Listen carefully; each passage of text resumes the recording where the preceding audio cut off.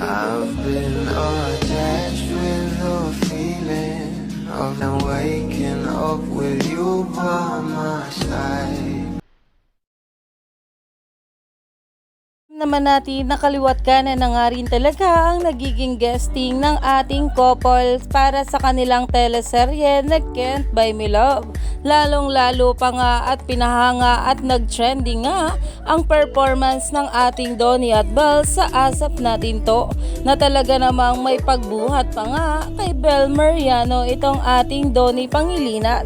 Pero ito na nga guys ang pag-uusapan natin ngayon, dahil ang Bingling at Snorin ay nasa isang frame na nga na talagang magkakasama at talagang himlay nga rin ang kanilang mga fans dito, dahil sobrang saya nga rin nila na meron ngang bagong nabuong love team. At ito nga ang Snorin na marami nga rin ang kinilig sa kanilang tambalan. Kaya naman umani pa nga ito ng maraming komento at pinag-uusapan na. Kinilig nga rin ang bawat cast ng Can't Buy Me Love sa naging performance nga ng ating Donnie at Belle sa Asap Natin To.